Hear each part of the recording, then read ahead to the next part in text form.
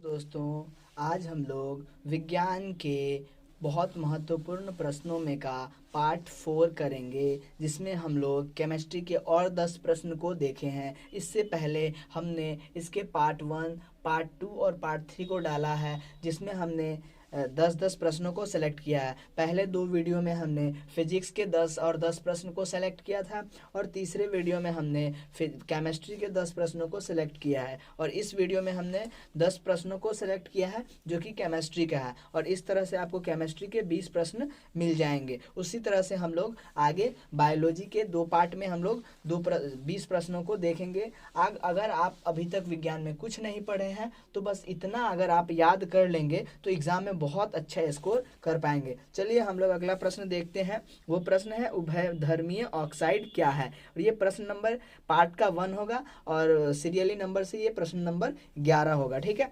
उभयधर्मीय oxide क्या है। जो धातु के साथ, तो इसका आंसर लिखना है, जो धातु के ऑक्साइड अम्लीय एवं क्षारीय गुण प्रकट करते हैं उभयधर्मीय ऑक्साइड कहलाते हैं। यानी वैसा धातु होगा जिसके ऑक्साइड जो है अम्लीय गुण भी प्रदर्शित करेंगे और क्षारीय गुण भी प्रदर्शित करेंगे। तो ऐसे धातु के ऑक्साइड को हम लोग क्या बोलते हैं, उभयधर्मीय ऑक्साइड। जैसे एल्युमिनियम Al2O3 और जिंक का ऑक्साइड जो होता है, एल्युमिनियम का ऑक्साइड और जिंक का ऑक्साइड क्या होता है, ये उभयधर्मीय ऑक्साइड होता है, क्योंकि ये अम्लीय और क्षारीय दोनों गुण प्रदर्शित करते हैं। अगला प्रश्न आपके एग्जाम में पूछा जाएगा, इलेक्ट्रॉनिक विन्यास। और ये एक ऐसा प्रश्न है जो 100% पूछा ही जाएगा। यहाँ पे कुछ और हो सकता है, यहाँ पे कुछ और हो सकता है, बट लिखना आपको बिल्कुल इसी तरह से है। चलिए हम लोग इसका आंसर देखते हैं।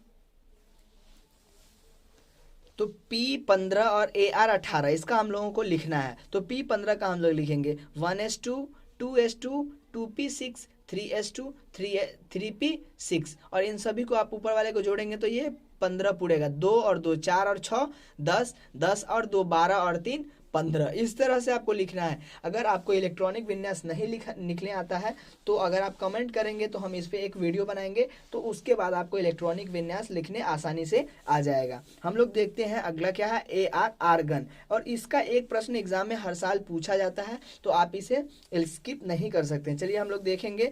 18 है तो 1s2 2s2 2p6 3s2 और 3p6। अगर हम लोग सभी को जोड़ेंगे तो कितना पड़ेगा, 2 और 2 4 और 6 10 और 2 12 और 6 18। यानी सभी परमाणुओं को हमने सभी कक्षा में बांट दिया। ये क्या होता है, एस कक्षा होता है, पी कक्षा होता है, और डी कक्षा होता है। ठीक है, 4 कक्षा होता है। तो अगर आपको इलेक्ट्रॉनिक विन्यास नहीं लिखने आता है तो अगर आप कमेंट करेंगे तो हम इस पे एक वीडियो बनाएंगे, जिसके बाद आपको वो आसानी से आ जाएगा। अगला प्रश्न है, संतुलित रासायनिक समीकरण क्या है। तो वैसा रासायनिक यहाँ पे आपको समीकरण लिखना है। ठीक है, अभिक्रिया नहीं, आपको यहाँ पे लिखना है समीकरण। वैसी रासायनिक समीकरण जिसमें अभिकारक एवं प्रतिफल के परमाणु की संख्या, वैसी रासायनिक अभिक्रिया। यहाँ पे आपको अभिक्रिया नहीं लिखना है, आप अभिक्रिया भी लिख सकते हैं या फिर समीकरण, क्योंकि अभिक्रिया को ही हम लोग क्या बोलेंगे, समीकरण। आप अभिक्रिया भी लिख सकते हैं। ठीक है, या फिर आप इसको चेंज करके समीकरण कर लें, क्योंकि पूछा गया है संतुलित रासायनिक समीकरण क्या है। ठीक है, और अभिक्रिया के कारण ही समीकरण बनता है, तो आप इसको यहाँ पे समीकरण कर लें। ठीक है, वैसी रासायनिक समीकरण जिसमें अभिकारक एवं, यानी अभिकारक एवं प्रतिफल के परमाणु की संख्या बराबर हो। ठीक है, अभिकारक एवं प्रतिफल के परमाणुओं की संख्या बराबर हो, उसे हम लोग क्या बोलेंगे, संतुलित रासायनिक समीकरण। तो इसको आप पूरा आंसर लिखना है, वैसी रासायनिक समीकरण जिसमें अभिकारक एवं प्रतिफल के परमाणु की संख्या बराबर हो, उसे संतुलित रासायनिक समीकरण कहते हैं। फिर से हम लोग इसका आंसर एक बार पढ़ते हैं। वैसी रासायनिक समीकरण जिसमें अभिकारक एवं प्रतिफल के परमाणु, यानी अभिकारक के परमाणु और प्रतिफल के परमाणु की संख्या बराबर हो, यानी दोनों तरफ की संख्या क्या हो, इक्वल हो, उसे संतुलित रासायनिक समीकरण कहते हैं। अगला प्रश्न हम लोग देखेंगे।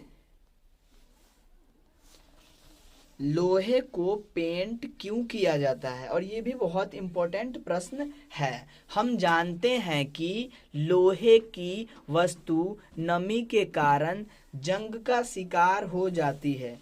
यहाँ पे आप कुछ और भी लिख सकते हैं, जैसे कारण संचारित होने लगता है। हमने इसको लिखा है जंग का शिकार होने लगती है। जंग का मतलब क्या होता है? संचारण, उसमें जंग लगने लगता है, यानी जंग का शिकार हो जाती है, जिससे वह कमजोर होने लगता है। लोहे की वस्तु को संचारित से बचाने के लिए पेंट किया जाता है। ये बहुत सिंपल और साधारण आंसर है, आप इसे बहुत आसानी से याद कर सकते हैं। उसके बाद अगला प्रश्न है खनिज और अयस्क में अंतर लिखें। यानी एक बार आपको खनिज का परिभाषा लिख देना है, एक बार आपको अयस्क का परिभाषा लिख देना है, और यही इसका अंतर हो जाएगा। चलिए हम लोग देख लेते हैं। खनिज, ठीक है, एक तरफ हमने खनिज लिखा, दूसरी तरफ हमने अयस्क लिखा, दोनों का बस परिभाषा लिखेंगे, बस ये हो जाएगा। ठीक है, इसको एक साथ लिखना है, इसमें नंबर 1 नंबर 2 करके नहीं लिखना है, ठीक है, क्योंकि ये सब एक साथ है। ऐसे प्राकृतिक पदार्थ जिसमें धातुएं अपने यौगिक के रूप में होती है तथा यह भूप्रपटी में पाए जाते हैं। ये दो कंडीशन है इसका, यानी ऐसी प्राकृतिक पदार्थ जिसमें धातुएं अपने यौगिक के रूप में होती है खनिज कहलाती हैं।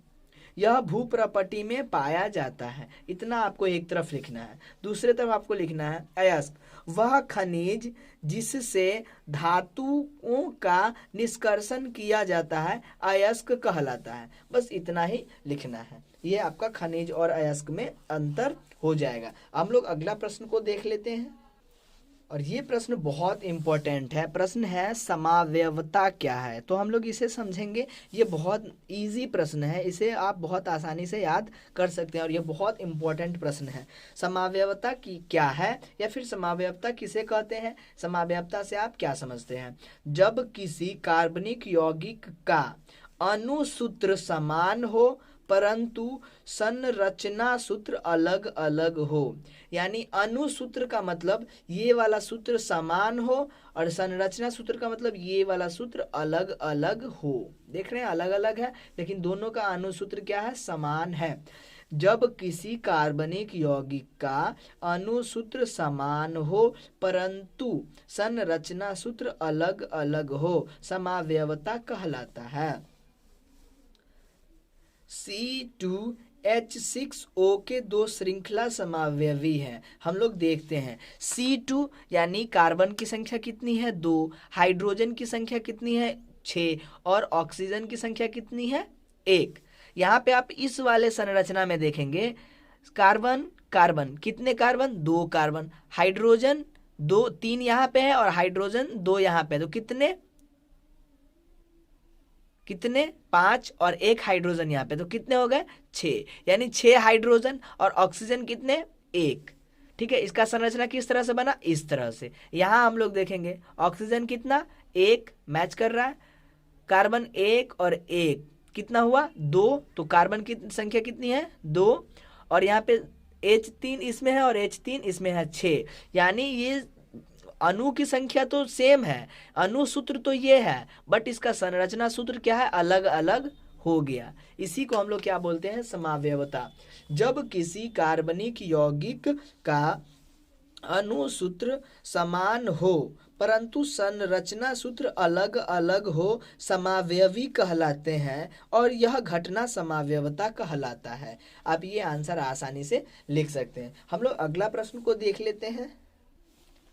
अगला प्रश्न है क्रियाशील मूलक क्या है? और ये बहुत सिंपल बट बहुत इम्पोर्टेंट प्रश्न है। ये प्रश्न इस वीडियो का प्रश्न नंबर 7 है, और सीरियली नंबर में ये प्रश्न नंबर 17 है। इस तरह से और 3 प्रश्न इसमें बच गए, उसे हम लोग इस वीडियो में कवर करेंगे। क्रियाशील मूलक क्या है? किसी कार्बनिक यौगिक में उपस्थित वह समूह जिस पर उस यौगिक का रासायनिक गुणधर्म निर्भर करता है क्रियाशील मूलक कहलाता है। जैसे सिंगल बॉन्ड OH समूह हाइड्रोक्सिल समूह है, और इसे हम लोग क्या बोलते हैं? क्रियाशील समूह। ठीक है, ये बहुत आसान सा क्वेश्चन है। हम लोग अगला प्रश्न देख लेते हैं।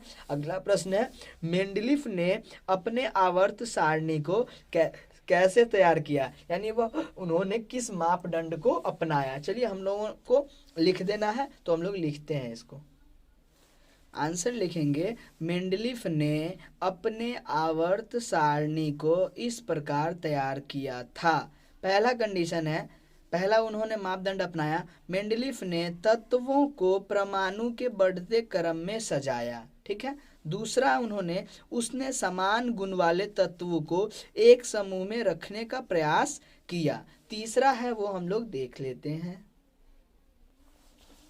उसने तत्वों के ऑक्साइड एवं हाइड्रो ऑक्साइड के अणुसूत्रों के आधार मानकर यहाँ पे अणुसूत्रों को आधार मानकर वर्गीकरण किया। उसका वर्गीकरण उन्होंने कैसे किया, उसने तत्वों के ऑक्साइड एवं हाइड्रो ऑक्साइड के अणुसूत्रों को आधार मानकर वर्गीकरण किया। और यही तीन क्या था उनका कंडीशन। आप यहाँ पे देख रहे होंगे कि मेंडलीफ के तत्वों को परमाणु के बढ़ते क्रम में सजाया गया, नहीं कि परमाणु के बढ़ते गए द्रव्यमान के मतलब परमाणु के बढ़ते गए द्रव्यमान के आधार पे उन्होंने नहीं सजाया। यही उन्होंने गलती किया था। उनके परमाणु में, उनके आवर्त सारणी में समावयवता को कोई स्थान नहीं दिया गया था। ठीक है। और ऑक्सीजन को क्या है, हाइड्रोजन का भी वो मूल स्थान नहीं दे पाए। और तीन वो उनकी विसंगतियां थी, और ये तीन उन्होंने मापदंड को अपनाया। इस तरह से उन्होंने एक अपने आवर्त सारणी को तैयार किया। अगला प्रश्न है प्रश्न नंबर 19 और इस वीडियो का प्रश्न नंबर 9। प्रश्न है, पीतल एवं तांबे के बर्तन में खट्टे पदार्थ क्यों नहीं रखे जाते हैं। बहुत इंपॉर्टेंट और बहुत साधारण आंसर है इसका। पीतल एवं तांबे के बर्तन में खट्टे पदार्थ नहीं रखे जाते हैं क्योंकि धातुएं अम्ल के साथ अभिक्रिया करके विषैले यौगिक का निर्माण करते हैं,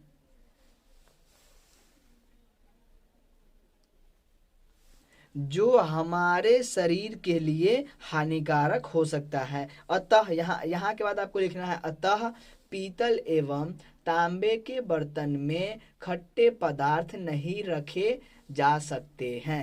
ये लाइन आपको अपने से जोड़ लेना है। अब हम लोग इस वीडियो का लास्ट प्रश्न देखेंगे, तो चलिए हम लोग उसको पहले प्रश्न को हम लोग देख लेते हैं। तो प्रश्न क्या है, सोडियम को केरोसिन में क्यों डुबोकर रखा जाता है। ये बहुत इजी और बहुत इंपॉर्टेंट प्रश्न है, और इस वीडियो का लास्ट प्रश्न है। तो चलिए हम लोग इसको देख लेते हैं।